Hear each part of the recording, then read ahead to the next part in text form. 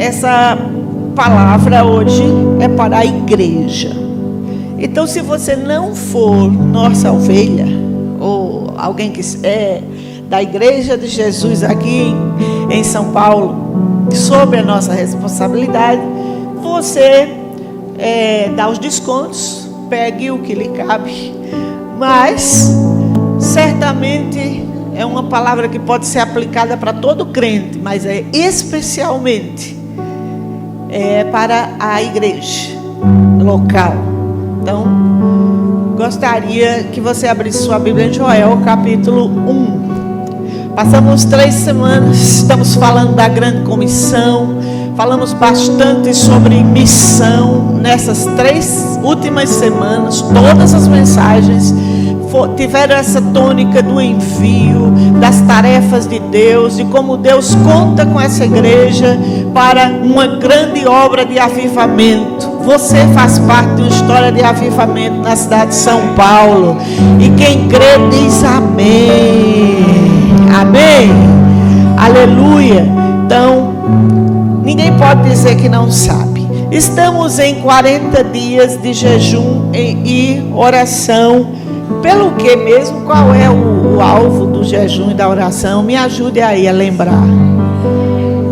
É pelo Brasil, é? Não. É por quem essa oração que nós estamos fazendo? Me ajudem. Diga, é pela igreja. São 40 dias de oração pela igreja. E é importante que nós tenhamos o mesmo foco. Um exército, quando ele logra alguns êxitos, faz-se também por causa da sua estratégia.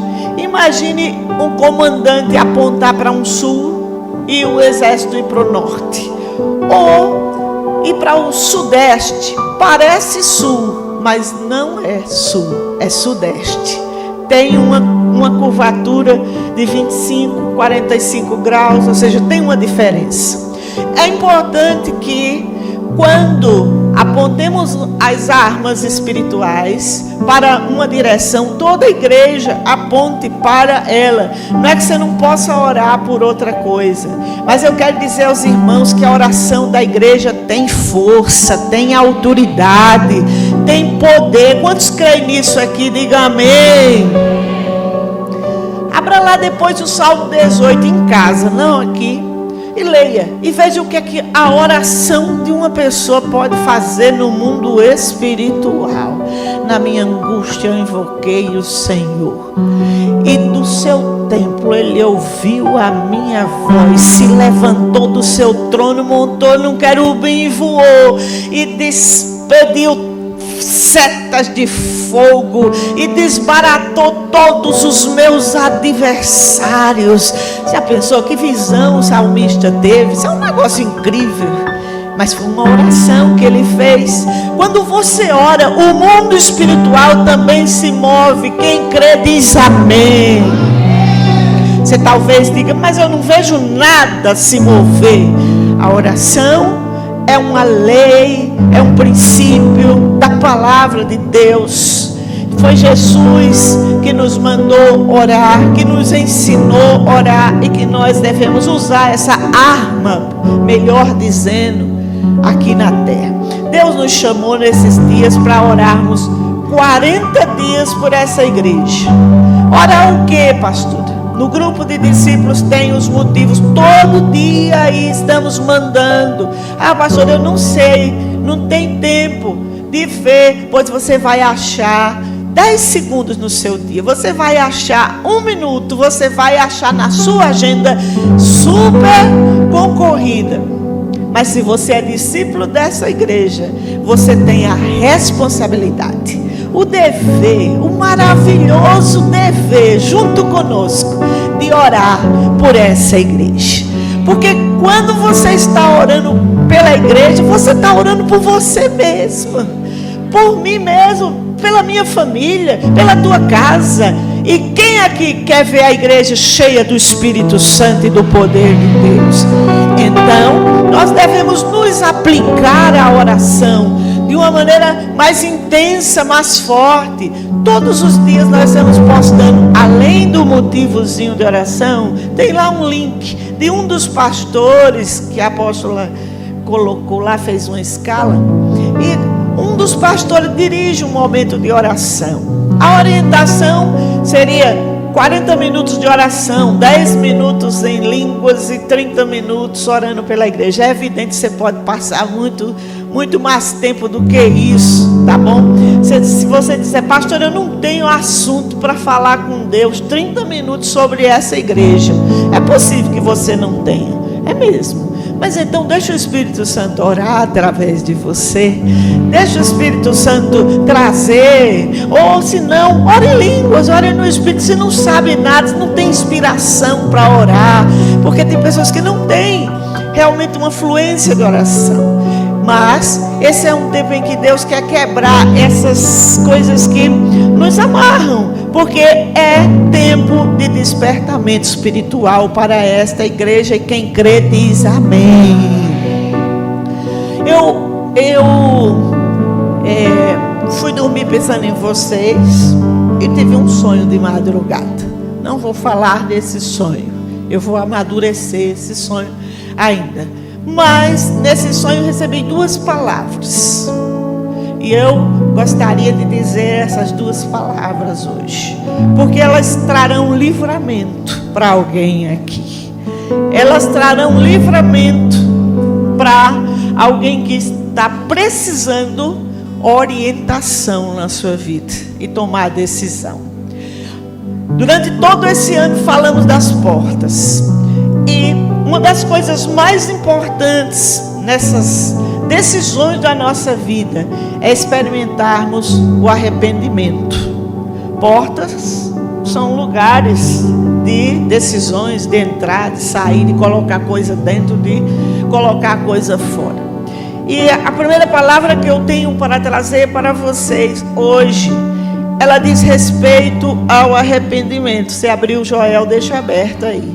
Atos capítulo 17, verso 30, diz assim: mas Deus, não levando em conta os tempos da ignorância, manda agora que todos os homens em todo lugar se arrependam. A mensagem do arrependimento, ela é universal. Ela não é uma mensagem só para a igreja, a Assembleia de Deus, ou para os presbiterianos, ou para a bola de neve que perdeu o apóstolo tragicamente a semana passada. Não. Vocês oraram por aquela igreja? Estejam orando todas as vezes que vocês lembrarem. Muito difícil aquela situação. E pela família dele também, especialmente.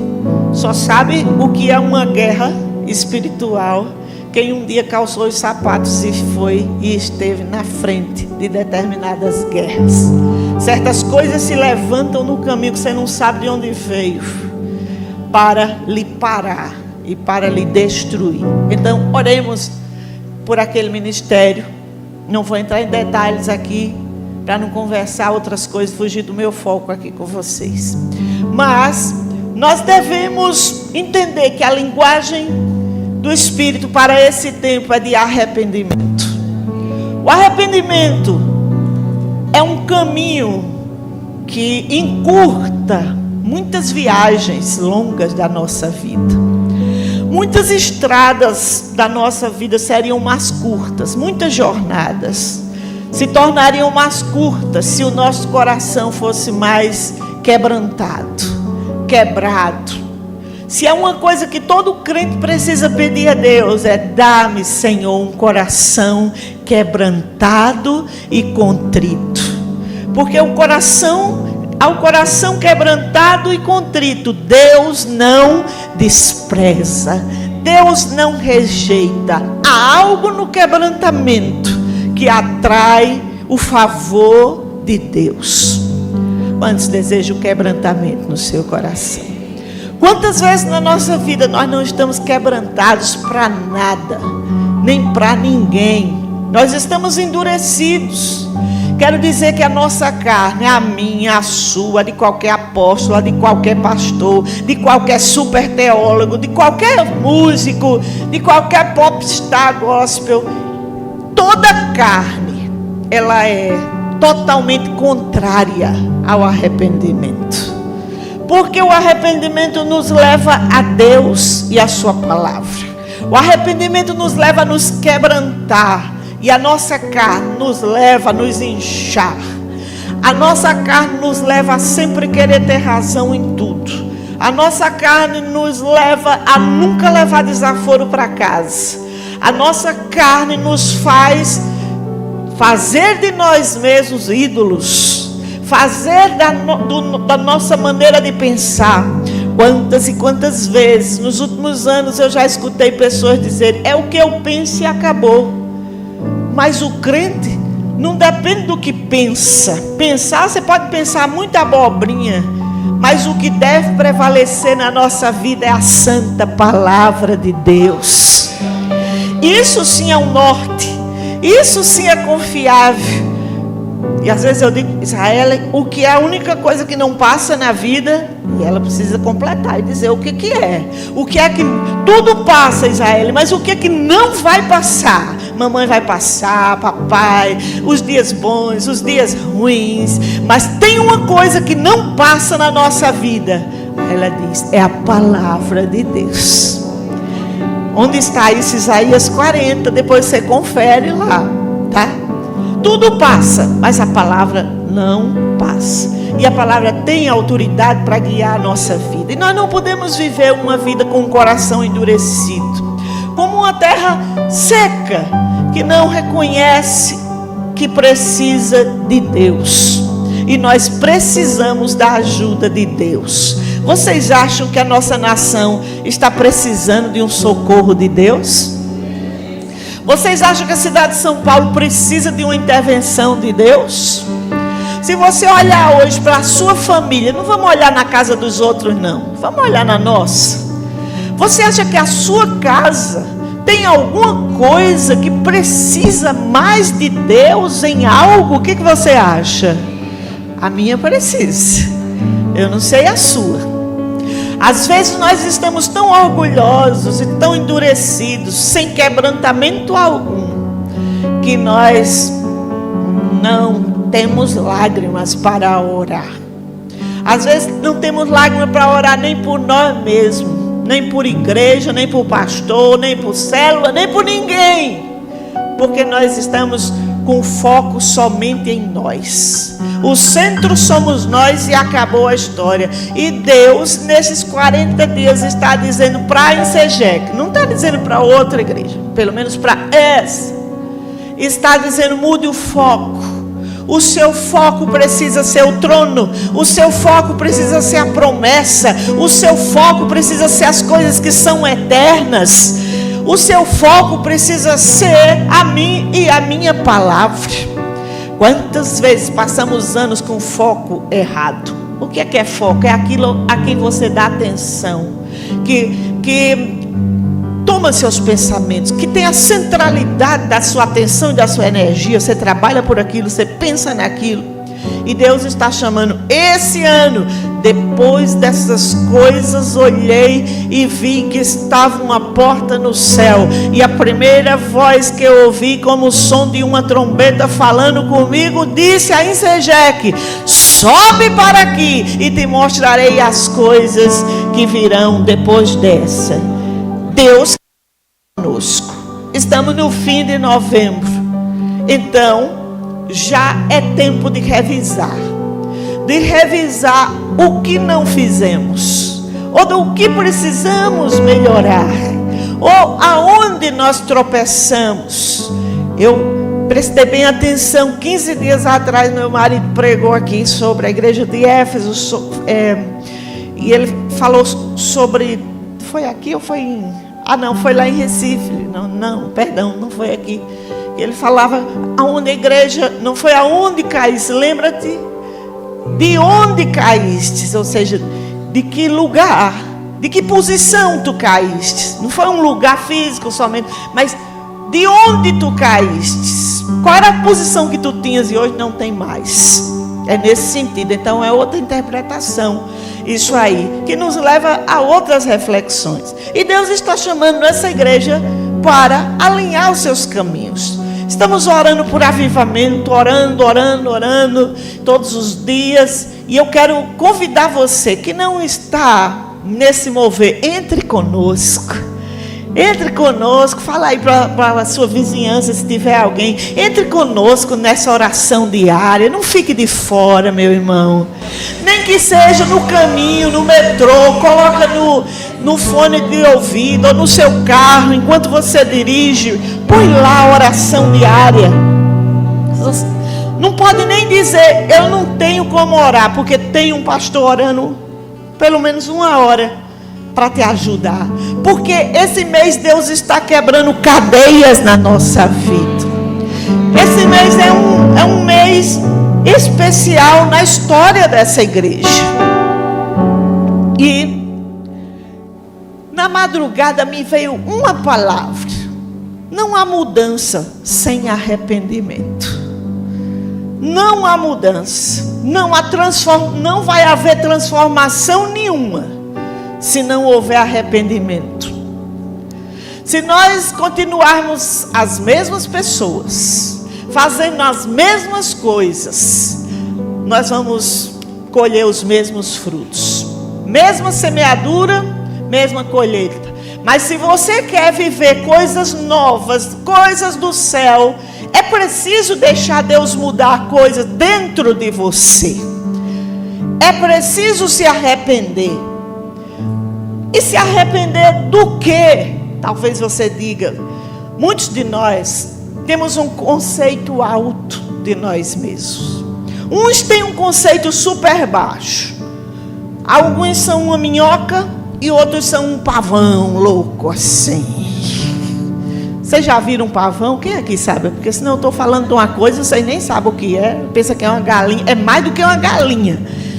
Não é só uma galinha, é uma galinha que abre assim, olha, as penas dele, fica um negócio imenso. Ele é lindo pela cor dele, né? É uma perfeição as cores do pavão. Mas ele é símbolo de uma... ele gosta de... a maneira que ele se apresenta, ele abre as asas. Tem gente que não chega, né? Se apresenta quando aparece, né? Então, nem é vivermos no orgulho. E quando vamos falar de arrependimento, temos que tocar nessas duas coisas. Muitas vezes nós olhamos para nós e achamos que não temos nada para nos arrepender. Nosso conceito de nós mesmos é altíssimo, às vezes até maior do que o de Deus. Mas, no entanto, outras vezes podemos ser daquelas pessoas que são minhocas, porque quando você vai falar sobre nós precisamos nos arrepender, elas se enfiam no chão e dizem: eu sou um desgraçado e vou morrer desgraçado e Deus não pode me usar para nada. Aí já entra naquela coisa da condenação, daquela coisa que pronto, vê o erro, mas não muda. Mas é preciso haver uma mudança. Nós não podemos andar no orgulho, nem podemos andar na rejeição, porque nos deparamos com algumas coisas. Eu não posso olhar para essa igreja e achar que ela não tem nada para melhorar. Eu estaria maluquíssima. Mas eu também não posso olhar para essa igreja e achar que ela não tem nada de bom, porque ela tem muita coisa maravilhosa que Deus derramou nela. Deus nos mostra o erro, nos mostra o que precisa ser emendado, mas não é para nos destruir. Faz a ferida e sara. Ele fez a ferida e a sarou. E é preciso ver que precisamos retomar coisas. Eu acho que esses 40 dias era para a gente estar tudo no chão, de joelho. O culto era para ser de joelho. Sabe aquele culto de joelho mesmo, que você vai só confessar pecado e se arrepender e chorar. Aí você diz: eu não aguento, eu ia me embora. Tudo bem. Sabe por quê? Porque nossa carne precisa se quebrar diante de Deus. Eu preciso me quebrar. Você precisa se quebrar em alguma coisa. Em alguma coisa. Nossas agendas precisam mudar. Fizemos do nosso dia a dia coisas que às vezes não foi Deus que pediu, fomos nós que decidimos, minha vida vai ser assim, assim, assim, assim. Mas o Espírito Santo está aí na sua agenda. O Espírito Santo foi consultado antes de você ter esse estilo de vida que você tem hoje. O Senhor está nos chamando ao arrependimento, que é a linguagem universal aqui da palavra. Deus nos manda em todos os lugares, que todos os homens, em todos os lugares, seja no norte, seja no sul, seja aqui em São Paulo, seja na América, seja na Europa, se eu estivesse na Sibéria, lá naquele monte de gelo, que Deus me livre de um dia precisar ficar muito tempo num lugar daquele, só vou lá se um dia Deus me tiver negócio comigo, senão eu não quero gelo, certo? Essa ilusão de neve, ai que bonitinho neve, vai viver na neve para você ver que coisa problemática é a neve, no sentido de você não cair, nem um carro você abre direito, até os carros saem deslizando na neve. Então tudo, até na natureza, com equilíbrio faz bem.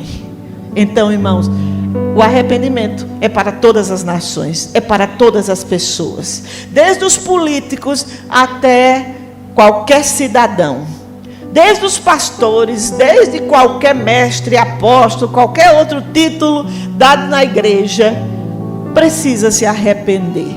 Arrepender-se não só para a salvação. Arrependimento tem níveis. Nós nos arrependemos para ser salvo, sim, porque é preciso se arrepender para obter a salvação, sim, é claro. Aquele ladrão lá da cruz, ele reconheceu Jesus e reconheceu quem era Jesus, e por isso certamente se arrependeu, acertou seus caminhos, e Jesus diz: ainda hoje estarás comigo no paraíso. Mas no entanto, nós não precisamos de nos arrepender somente quando aceitamos Jesus. Aceitamos Jesus, viemos para a igreja, faz anos que estamos num contexto de igreja, e tem coisas na nossa vida que vão ficando, deixa eu achar uma palavra melhor aqui, no linguajar de vocês. Tem coisas que vão ficando incrustadas, não é bem essa palavra, que vão ficando...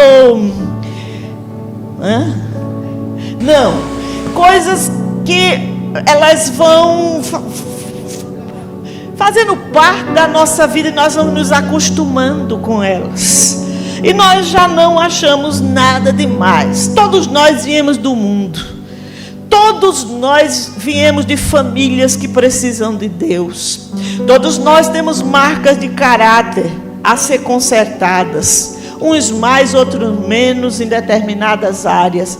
Uns são extremamente vulneráveis na área do sexo, outros são extremamente vulneráveis na área do dinheiro, outros tanto faz, dinheiro e sexo, não está nem aí, mas o fraco já é outra coisa, já é negócios ilícitos, e assim vai. Mas todos nós precisamos de Jesus, e precisamos reconhecer o nosso erro, e que existe uma verdade que precisa ser considerada. Jesus é o caminho, a verdade e a vida. Ninguém vem ao Pai se não for por Ele.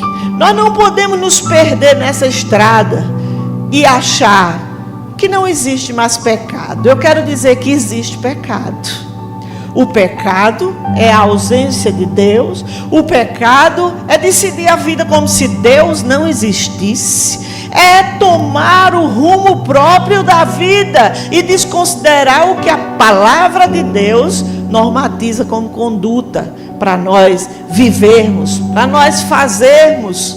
E no mundo que nós estamos vivendo hoje existe uma filosofia chamada relativismo, que ela diz que cada pessoa é uma cabeça, e cada cabeça é um mundo, e cada cabeça é uma sentença, e que você pode crer no que quiser, e cada um tem uma verdade. E eu estou aqui para dizer que a verdade é Jesus.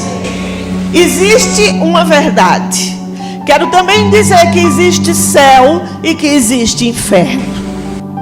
Quero dizer que existe bem e que existe mal. Uma das leis da vida é a lei da semeadura e da ceifa. Aquilo que o homem semeia, ele vai colher, certamente.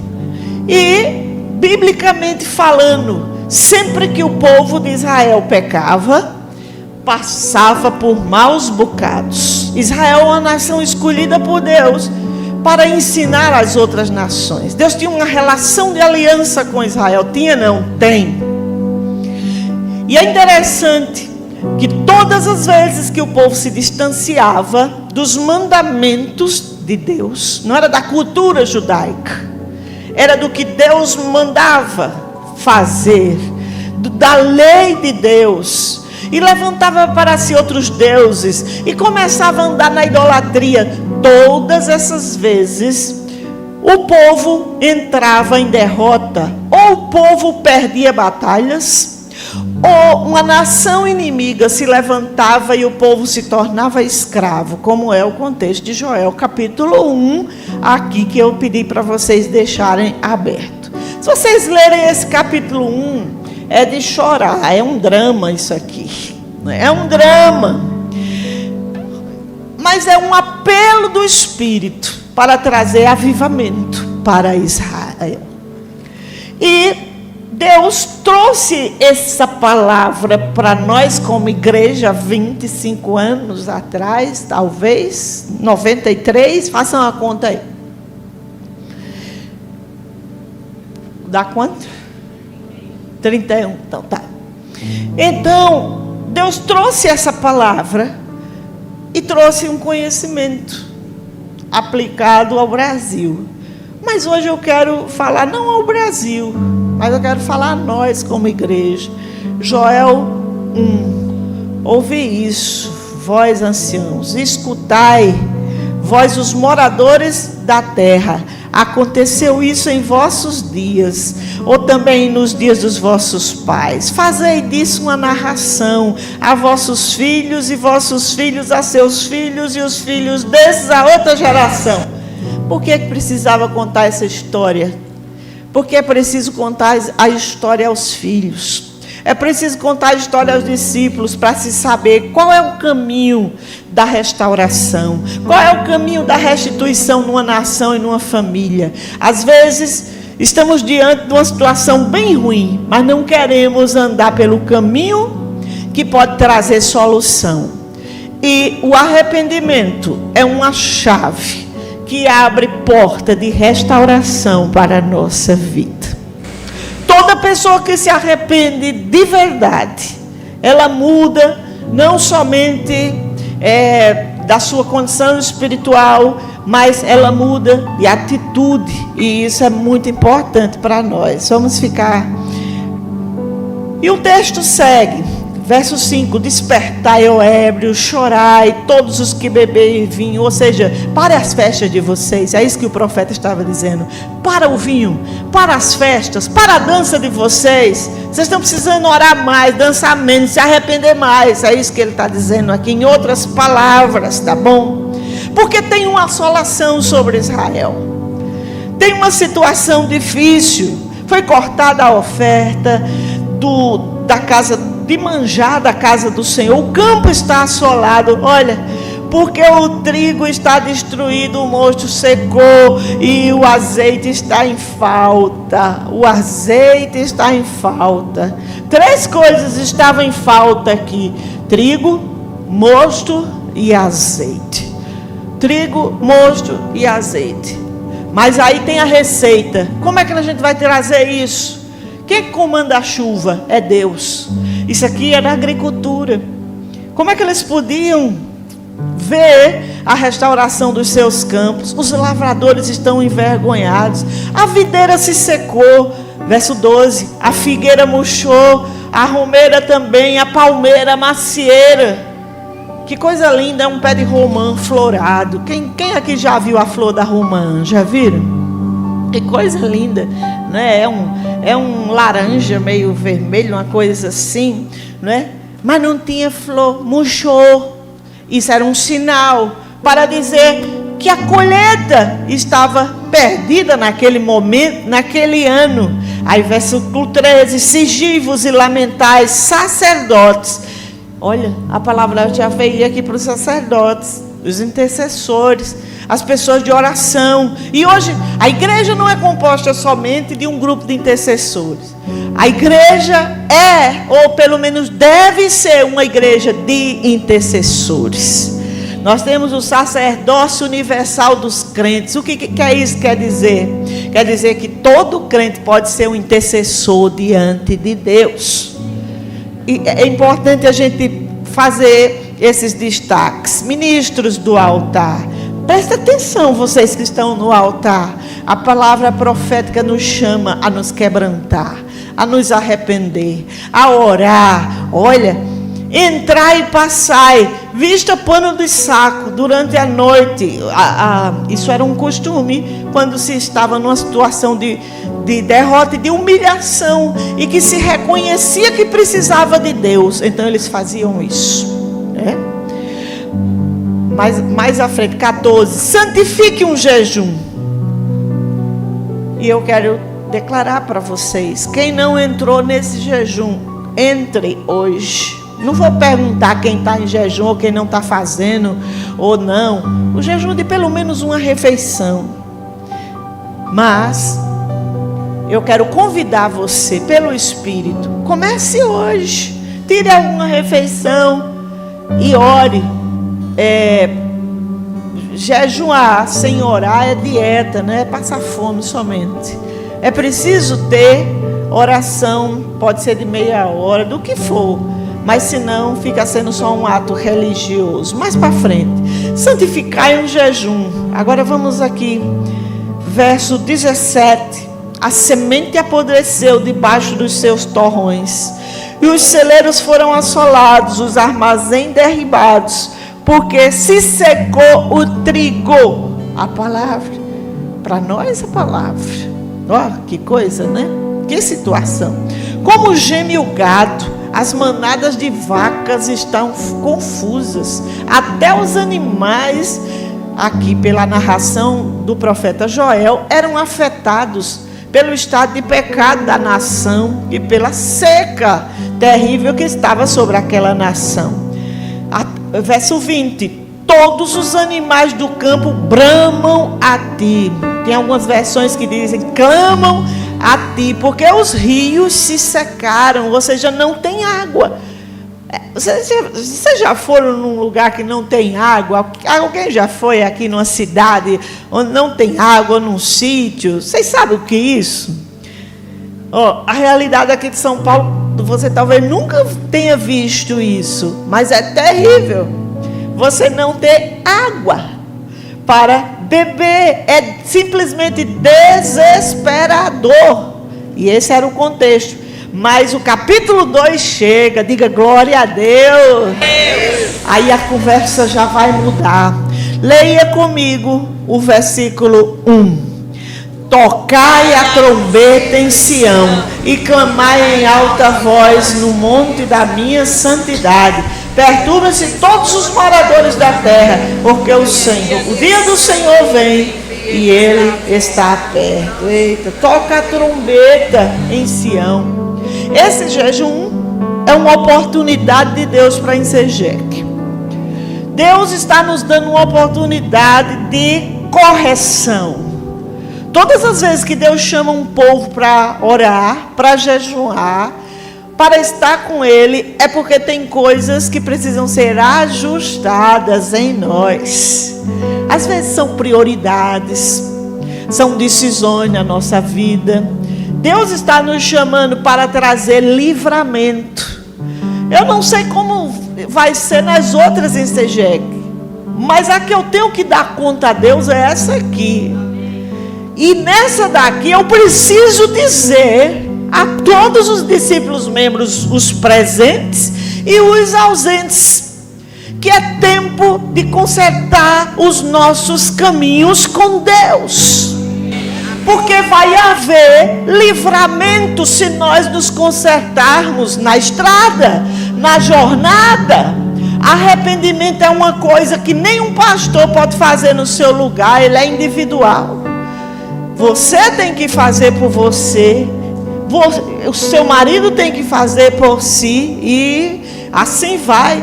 Esse jejum é uma trombeta que o Espírito está tocando nessa igreja e dizendo: sobe para aqui. Para onde, pastor?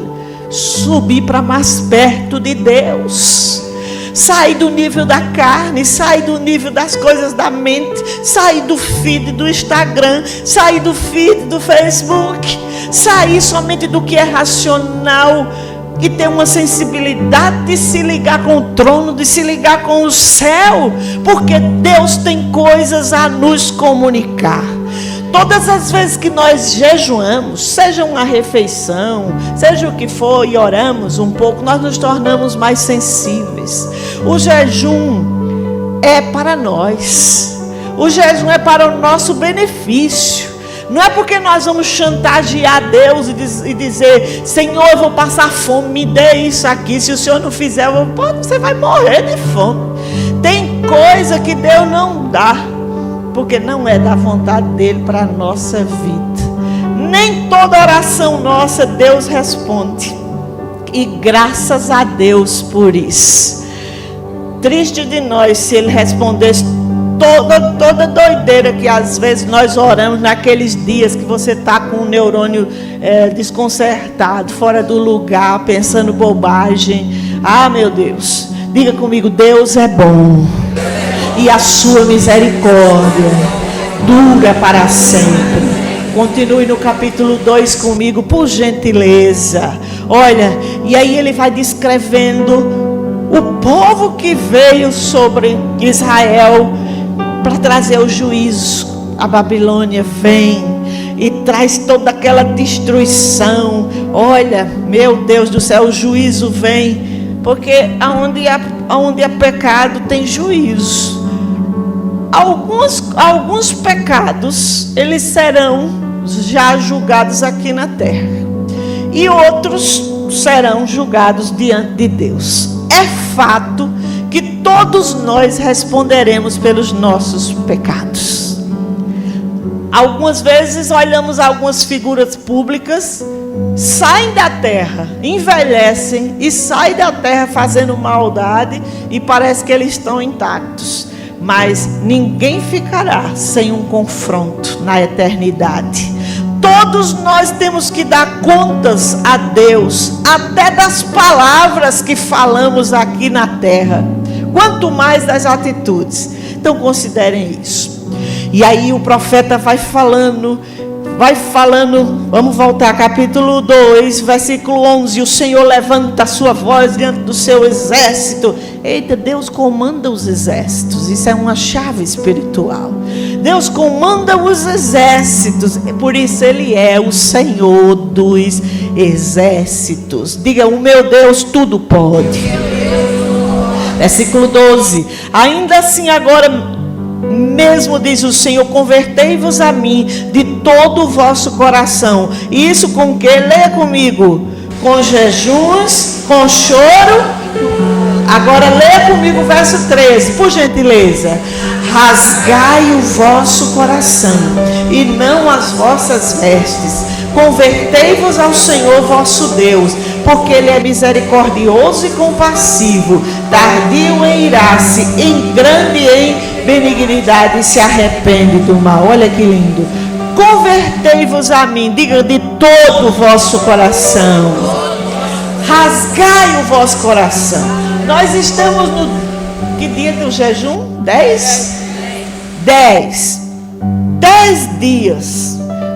Talvez seu coração não tenha sido rasgado nem 1%. Não tem problema. Ele pode ser rasgado hoje se você decidir se derramar na presença de Deus. Um dia na presença de Deus, uma hora na presença de Deus, vale mais do que 1000 longe dele. As coisas são resolvidas, porque Deus é a essência da vida, é a essência de todo bem, é a essência da luz. Quando você se aproxima dele, a sua vida se ajusta. Um senso de de dependência de Deus precisa ser criado no coração de todos nós. Não é de vocês não, é de todos nós. Porque não é o fato de ser pastor que me exclui de absolutamente nada.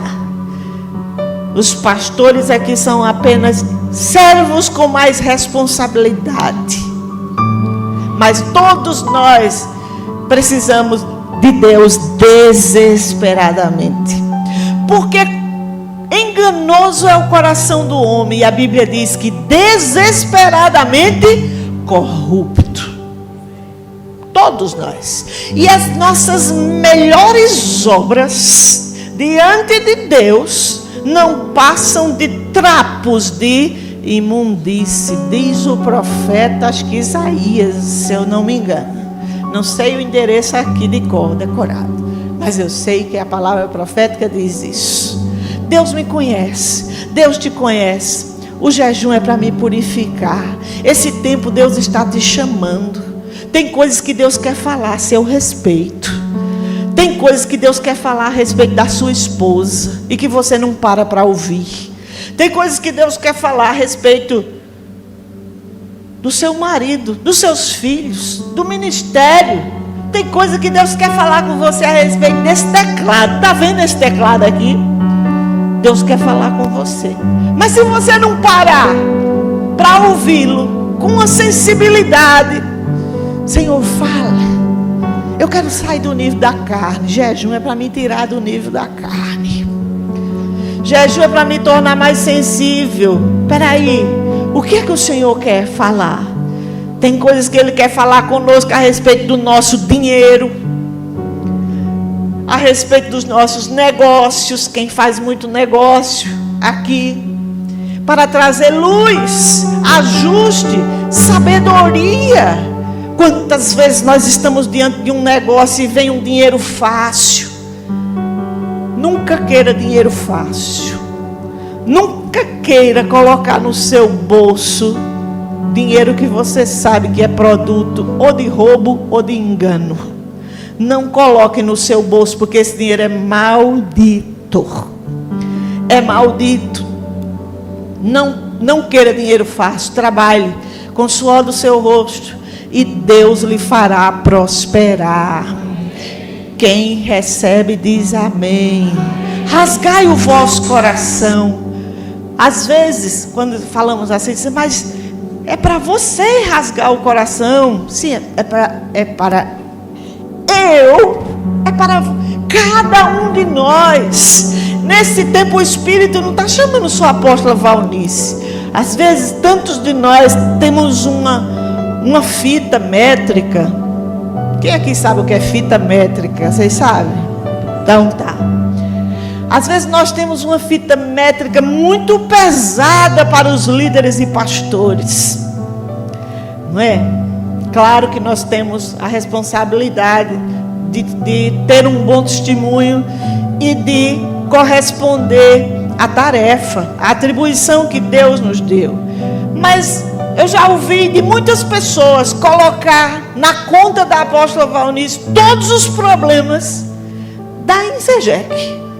Isso é injusto, porque tem as escolhas das pessoas também. Tem as escolhas de cada pastor que está na frente de cada igreja. Isso é injusto. Não estou dizendo que ela não tem responsabilidade no que cabe, mas às vezes nós somos implacáveis. Para os outros a justiça e para nós a misericórdia. Eu acho que nesse tempo nós temos que chorar uns pelos outros, pedir a Deus misericórdia, pedir a Deus que venha nos ajudar, que levante os nossos pastores. Pensa num povo que precisa de oração, se chama pastor de igreja. Todo dia, e de noite também, e de madrugada, se acordar lembrando dele, é porque o Espírito Santo quer que você abençoe ele. Não é só aquela oração de 5 segundos na mesa, não, antes de comer. Não sei nem se você ora antes de comer, mas se não ora, passe a orar. Aproveite esse jejum para se arrepender e começar a orar toda vez que você vai comer, porque quem te deu aquela comida ali não foi a força do teu braço, não foi só o teu dinheiro, não, foi a saúde que Deus te deu, e quem te sustenta é Deus.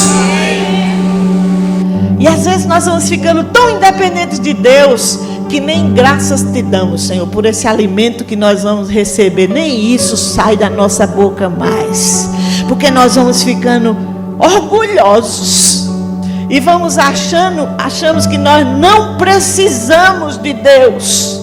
Ficamos soberbos e não tem mais ação de graças dentro do nosso coração. Quantas vezes pegamos um carro, nem agradecemos mais. Já agradeci no passado, agora não vou agradecer mais. Quando o nosso coração é quebrantado, nós vamos achando graça e motivo de gratidão nas pequenas coisas da vida. Quem agradece vive melhor. Quem concorda comigo aqui? Toda pessoa que agradece, ela é mais feliz. E toda pessoa que acha sempre um motivo para reclamar de tudo, se torna uma pessoa de difícil convivência. Ela vê os erros de todas as pessoas e não vê os próprios. E uma das coisas que eu gostaria de dizer: do que se queixa a Insegec?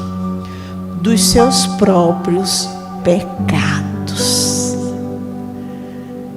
Que pecado, pastor? Eu sou uma pessoa tão boa, você está botando na minha conta? Não, eu divido a conta, eu divido para todo mundo um pouquinho aqui. Para não ficar pesado para você, né? Não estou te acusando, irmão.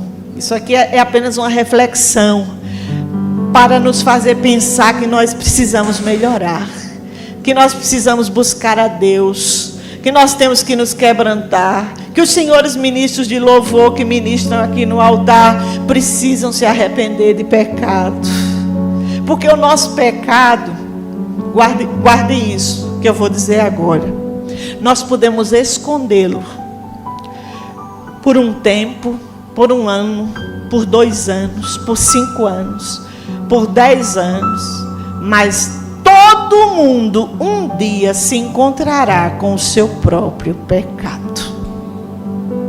Então, hoje é tempo de se arrepender, porque aí eu já me encontro com o pecado na frente de Deus mesmo, e me acerto, e me ajusto, e Senhor, olha, me perdoa.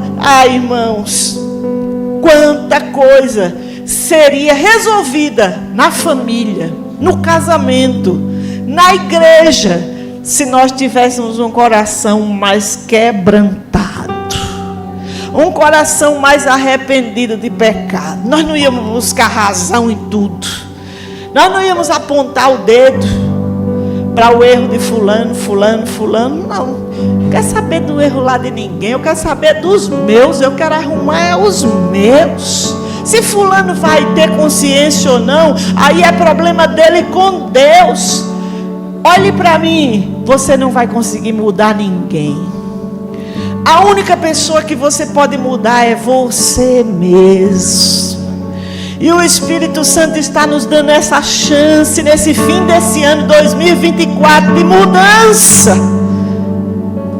Porque muitos de nós estão secos, ressequidos, como uma terra seca, com o coração seco, quando na verdade tem um rio de vida à nossa disposição. Cadê, pastor? Eu não estou vendo rio nenhum. É dentro do coração. As coisas espirituais, elas são tocadas espiritualmente, e através de atitudes super simples. O evangelho não é um labirinto de uma coisa assim mística do outro mundo, que você tem que ver um anjo para acertar. Não, basta se quebrantar, basta quebrar o coração da gente na presença de Deus. Jesus diz: vocês lembram quando as crianças estavam atrás de Jesus, que queriam tirar as crianças, que estava atrapalhando a pregação, devia ser uma coisa. O que Jesus diz, hein? Quem lembra aqui? Deixai vir a mim as crianças, porque delas é o reino. Ele estava falando ali de uma pureza, ele estava falando de uma simplicidade, essa simplicidade de uma criança que fica com raiva um minuto, daqui a pouco ela lhe beija, ela nem se lembra mais, daqui a pouco ela anda com você, é aquela coisa boa, coisa linda.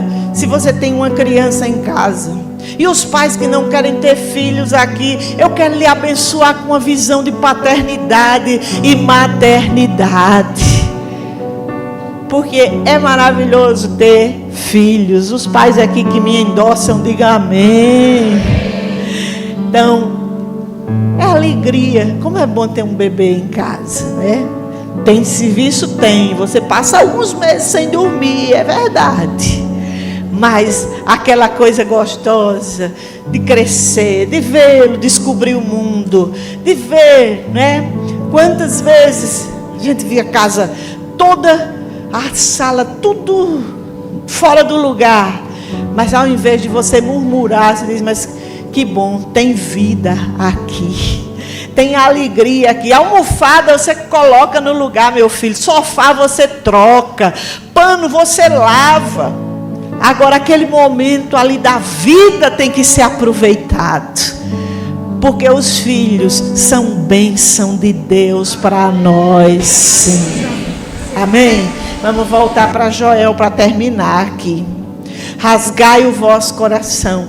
Quantos querem rasgar seu coração ainda no final dessa reta? Falta 30 dias para terminar o jejum. Rasgai o vosso coração e não as vossas vestes. Às vezes podemos fazer o público, porque era um ritual público rasgar as vestes quando se estava desesperado. Quantas coisas a nossa religiosidade mascara. Nós temos comportamentos religiosos, e quando na verdade Deus quer nos quebrantar.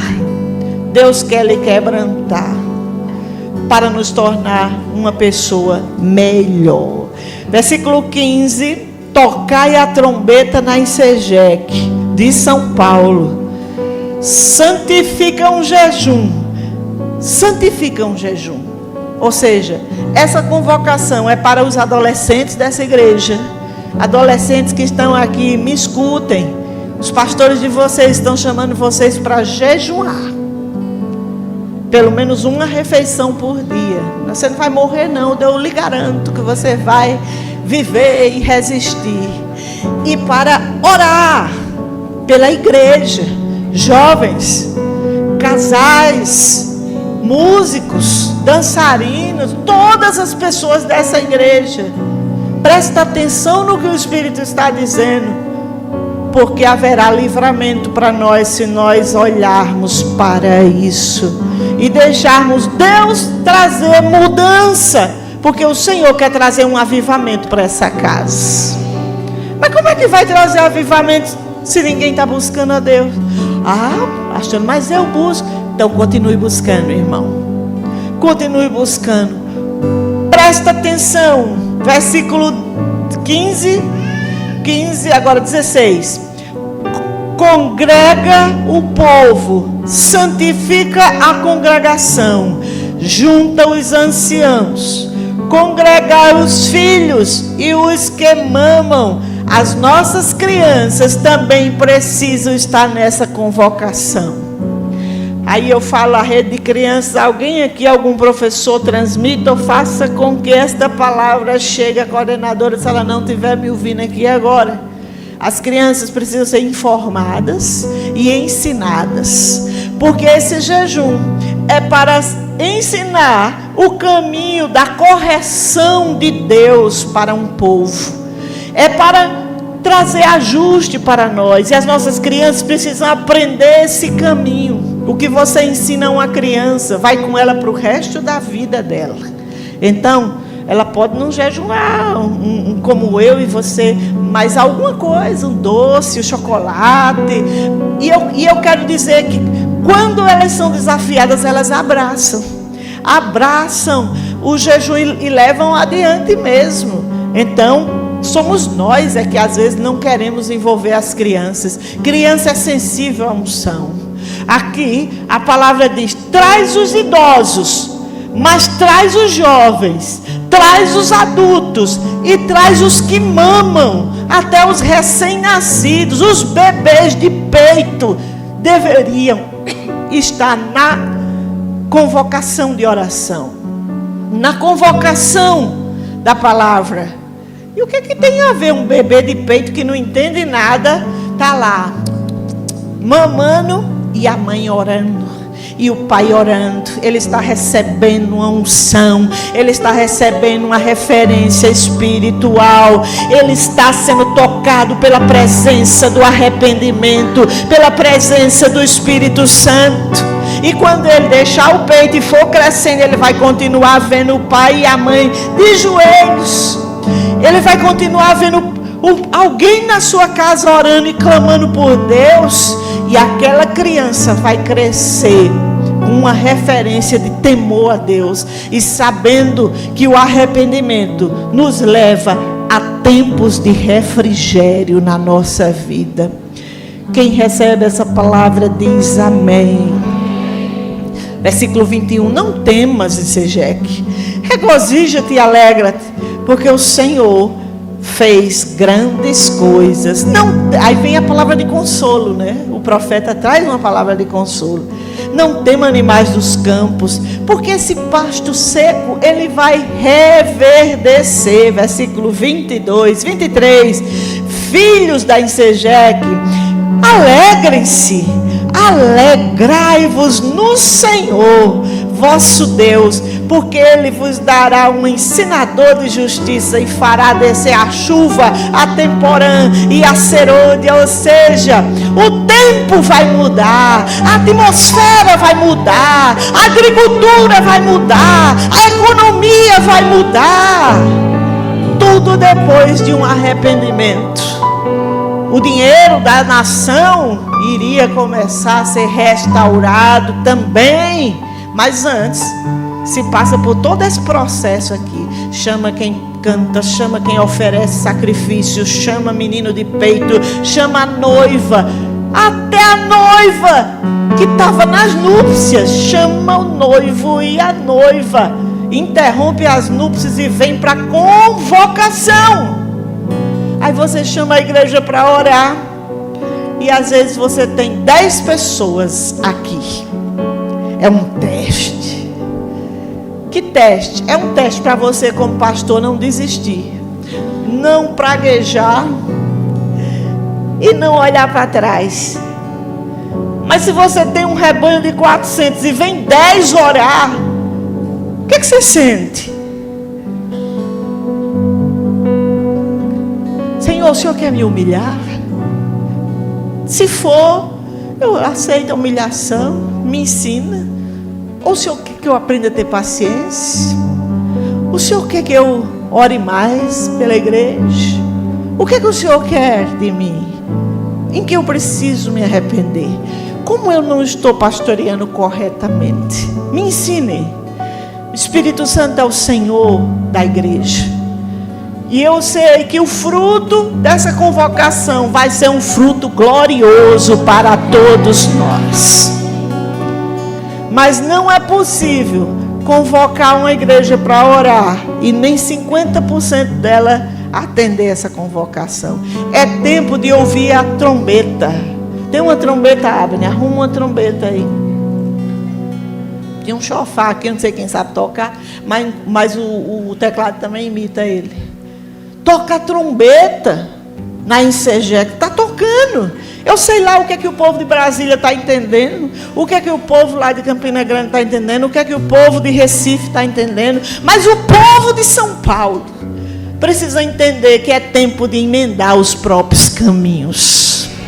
Aquele que furta, não furte mais. Aquele que rouba, não roube mais. Aquele que adultera, solte imediatamente os vínculos com esse adultério. Se for no teu trabalho, é melhor ficar desempregado e você salvar seu casamento e crer que Deus tem outra porta para você, do que você continuar no laço da mulher traiçoeira e adúltera. Nós não podemos ser uma igreja casada com o pecado, ou que não tem mais resistência espiritual ao pecado, ou que acha tudo muito normal, tudo super normal. O pecado nunca será normal. O pecado nos afasta de Deus. O pecado traz a condenação eterna. O pecado traz maldição para nós, sim. O pecado nos enfraquece, tira a autoridade espiritual da nossa vida. O pecado nos deixa pessoas sem força espiritual. E é tempo de recobrar a força espiritual. É tempo de recobrar o ânimo. É tempo de recobrar o temor do Senhor no nosso coração. Muita coisa nas igrejas é feita sem temor. Pregar, tocar, cantar, dançar, orar, dar aula, tanta coisa, ter célula. E os anos vão passando e o pecado acomodado no nosso coração. O pecado não pode ter cadeira cativa dentro de mim e de você. Se tem algum assentamento, se o pecado não nos choca, se nós não o condenamos, se nós temos simpatia por ele, é tempo de expurgá-lo e de abominá-lo. Porque o pecado não agrada a Deus. Sem santidade ninguém verá o Senhor. Ninguém verá o Senhor sem santidade. É preciso limpar as vestes, trocar as vestes. Aí às vezes diz: mas eu não roubo, eu não faço mal a ninguém. Sim, mas às vezes Deus lhe chama para orar, você não ora. Deus lhe chama para ler a Bíblia, você não vai. Para terminar, do que eu preciso me arrepender, eu vou só ler. Primeira área dos pensamentos. Pensamentos de ódio, de vingança, de amargura, de pornografia, de sensualidade, de adultério, de desejos obscenos. Nós precisamos pedir a Deus que remova essas coisas da nossa mente. Se você se alimenta dessas imagens, é isso que vai estar no seu e no meu pensamento. É preciso mudar a fonte de alimentação dos nossos pensamentos. Se você é do céu, pense nas coisas que são do alto, aonde Cristo está. E quem recebe, diga amém. E não na pornografia. Se aparece uma pornografia no seu celular, imediatamente bloqueie o perfil. Se você não bloqueia, é porque você gosta. E ela vai voltar. E a imagem vai voltar. Se você não bloqueia aquele perfil, ou coloca lá, não tem interesse, bloqueado, é porque lá dentro de você aquilo alimenta a sua carne. E é preciso se arrepender das coisas que nós gostamos e que Deus odeia. E Deus odeia a prostituição. Deus odeia a lascívia, a pornografia. Segunda área, a área das palavras. Precisamos nos arrepender das mentiras. Tanto faz mentira pequena como mentira grande. É mentiroso do mesmo jeito. Nós temos que ser sim, sim, não, não, e acabou a história. Meias verdades, ou dos bullying que nós fazemos ou fizemos. Quantas vezes nossas brincadeiras são para humilhar as pessoas, né? Ou para fazer as zoeiras, né? Não, estou zoando só. Mas até dessas zoeiras, me perdoe essa palavra aqui, mas acho que a maioria deve entender. nós estamos às vezes humilhando a outra pessoa. Não, só estou zoando, tá? O Espírito Santo zoaria essa pessoa no seu lugar? Não, então não zoe. Palavrões, que tanto faz, palavrão, isso é bobagem. Você acha que Jesus andaria por aí com a boca cheia de palavrão? Sim ou não? Acho que não. Palavras agressivas. Quantas vezes nós somos agressivos uns com os outros, dentro de casa principalmente, reativos, parecemos umas onças. E o Espírito Santo quer remover esse espírito de onça. Nada contra as onças, né? Mas eu estou falando da agressividade. A onça tem, como é que chama? Garras. E ela é rápida. Os felinos são rápidos em atacar. E às vezes nós somos muito rápidos. Basta uma pessoa não fazer o que nós queremos. Ou às vezes nós somos tão mal resolvidos que agredimos sem nem qualquer um que aparece. Então, o Espírito Santo quer cortar as unhas das onças. Tirar essa agressividade de nós. E trazer a doçura das pombas, a simplicidade de Cristo na nossa vida. Quem recebe, diga amém.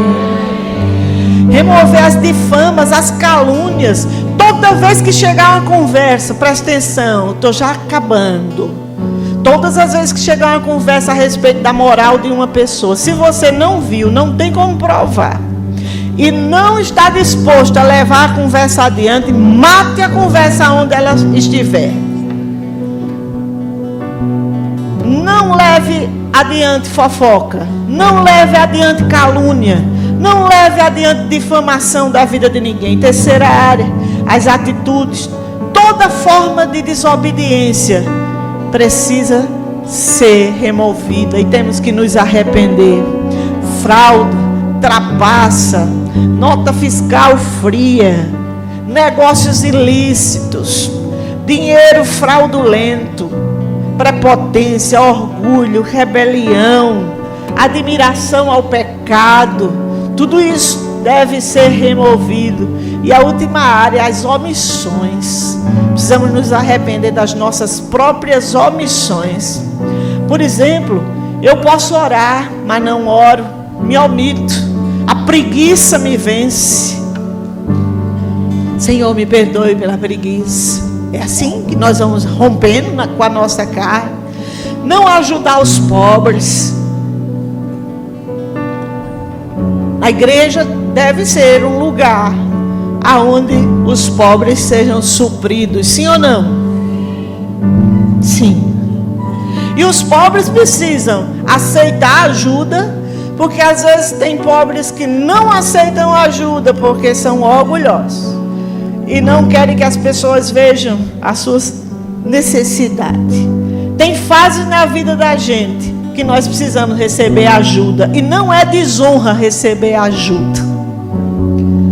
E às vezes nós podemos dividir 1 quilo de arroz, 1 quilo de farinha, 1 quilo de açúcar, trazer as cestas básicas. Quantos aqui poderiam comprar de 10, de 20 cestas básicas? Trazer, está aí, pastor. E por que não fazemos? Deus o sabe. Mas esse é um tempo de arrependimento para o nosso coração. Só quem convence uma pessoa dessas coisas é o Espírito Santo. Pastor nenhum, por melhor que ele fale, ele convence uma pessoa que precisa mudar de atitude. Podemos evangelizar, não evangelizamos, temos que nos arrepender das vezes que não evangelizamos. Quanta gente boa nessa igreja, inteligente, quanta gente com tanta oratória, com tanta habilidade, juventude, saúde. Irmão, saúde é uma riqueza, sim ou não? Eu acho, não sei vocês. Tanta gente saudável aqui, não se abre para abrir uma célula. Uau! Mas Deus está mudando esse destino dessa igreja. Eu creio que o Senhor vai quebrantar os corações. E quem crê comigo, diga amém. Não se importar com o outro. Eu estando bem, ninguém se importa comigo, por que eu vou ficar me importando com a vida do outro? Às vezes sabemos que a pessoa não tem dinheiro para certas coisas, mas somos incapazes de dar uma oferta. Somos incapazes de trazer uma roupa duplicada, ou um sapato, ou alguma coisa.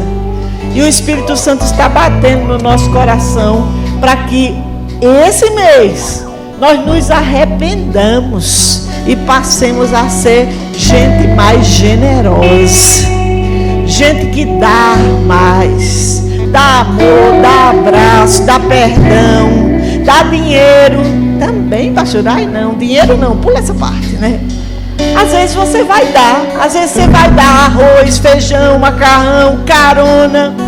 Às vezes você vai dar um abraço, você vai dar um sorriso. O Senhor quer nos mudar, viu, Luciano? O Senhor quer mudar a nossa história. O Senhor tem uma história nova para nós. E se você recebe essas coisas comigo, diga amém. Provérbios 28, 13. O que encobre as suas transgressões jamais prosperará, mas o que as confessa e deixa alcançará misericórdia. Tiago 5, 16. Tem pecados que nós vamos confessar a Deus e vai ficar resolvido.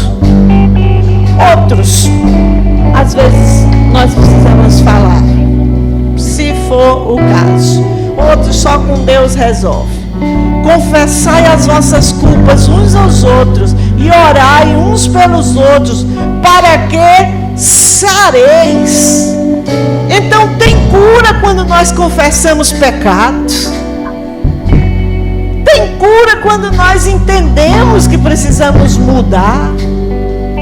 Às vezes não é porque você tem nada contra uma pessoa, mas às vezes você vai dizer, quero que você seja testemunha aqui de uma oração que eu vou fazer diante de Deus aqui, olha, e tal, e ali você ora, e aquela pessoa serve de testemunha, que você está rompendo com a inércia, que você está rompendo com a dureza do coração, com o orgulho, com a rebelião, com a facilidade de se magoar, de guardar, de odiar as pessoas, de querer o mal das pessoas, de se vingar, de gostar mesmo que o outro se dê mal.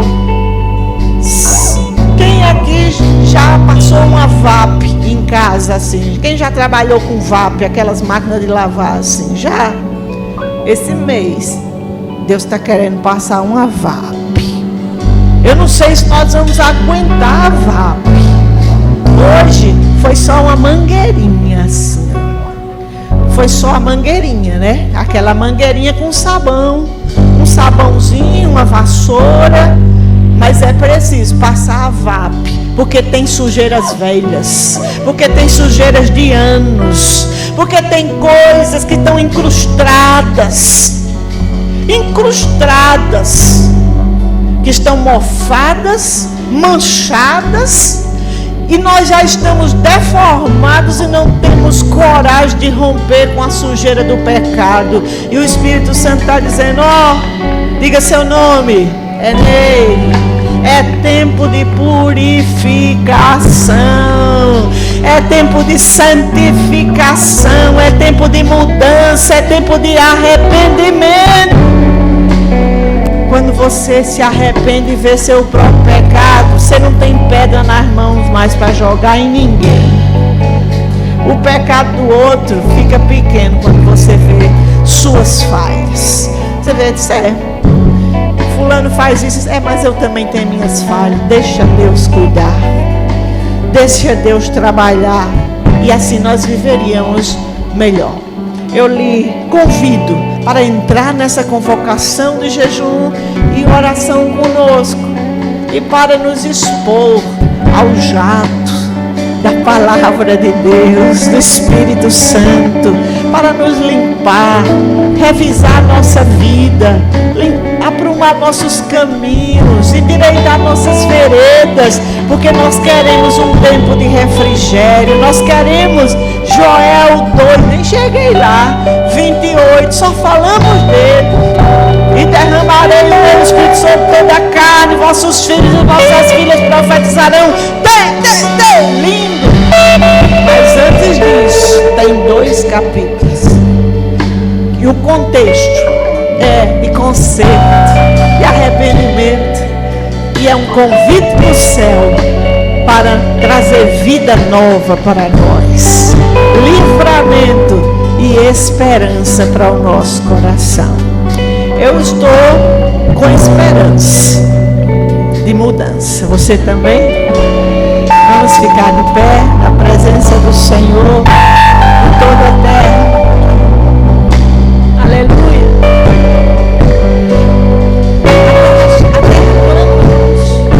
A terra toda, você já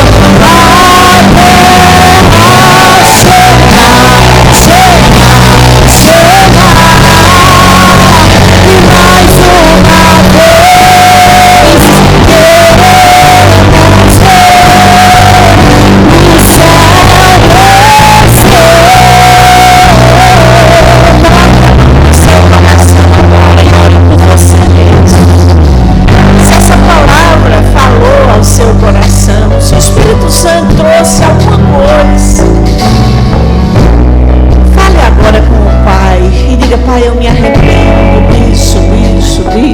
arrependo. Eu quero te dar 1 minuto para você orar aí, onde você estiver. Pai, quebranta o meu coração. Senhor, limpa-me.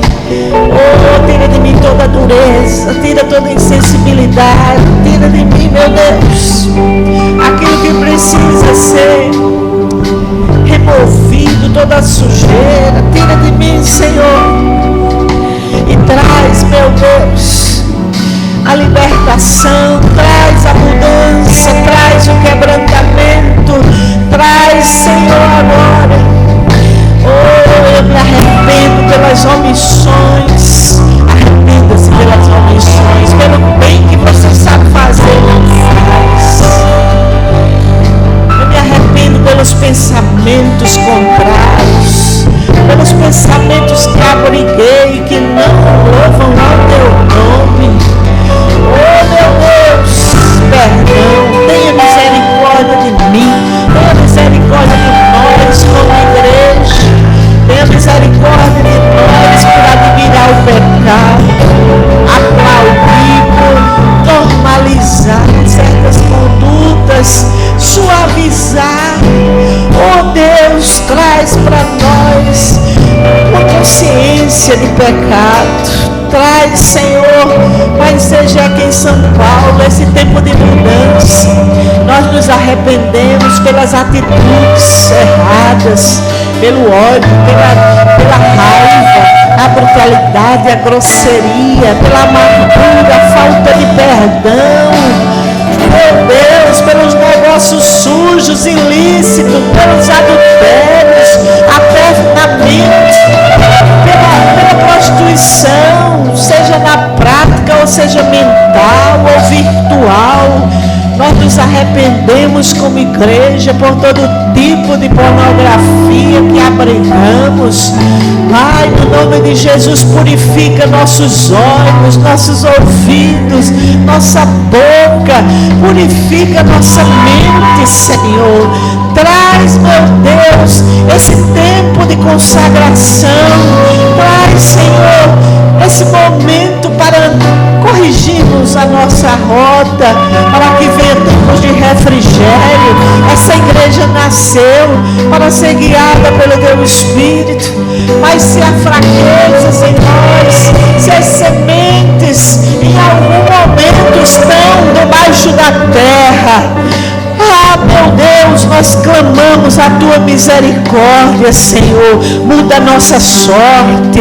Tenha misericórdia de nós, pastores. Tenha misericórdia dos ministros do altar.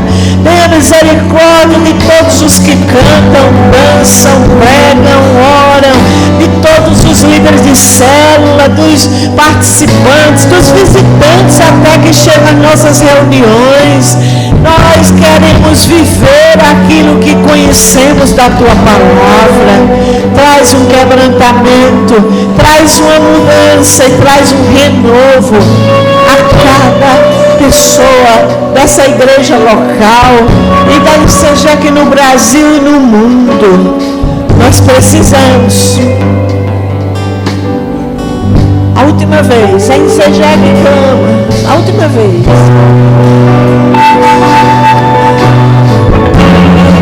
A ICEGEC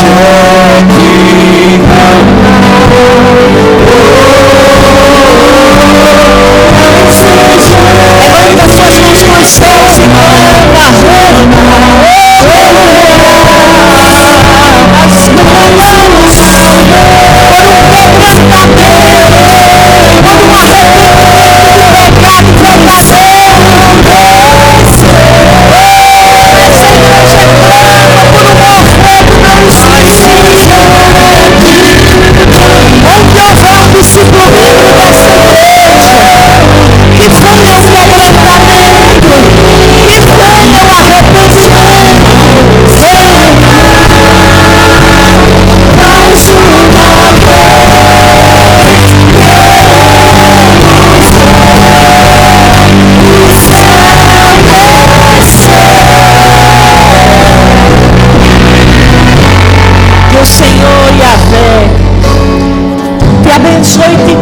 essa semana. Fale contigo de madrugada. Fale contigo durante esse domingo. Fale contigo segunda, terça, quarta, quinta, sexta, sábado. E que sejam dias de exame pessoal. Domingo nós daremos ceia. E que seja uma ceia muito especial para nós. Que o Senhor faça resplandecer o seu rosto sobre ti e tenha misericórdia de ti. Que o Senhor sobre ti, sobre a tua casa, sobre a tua família, sobre tudo que é teu, levante o seu glorioso, poderoso, amável rosto e te dê shalom, paz, cura e prosperidade vinda do Espírito. E quem recebe Deus é melhor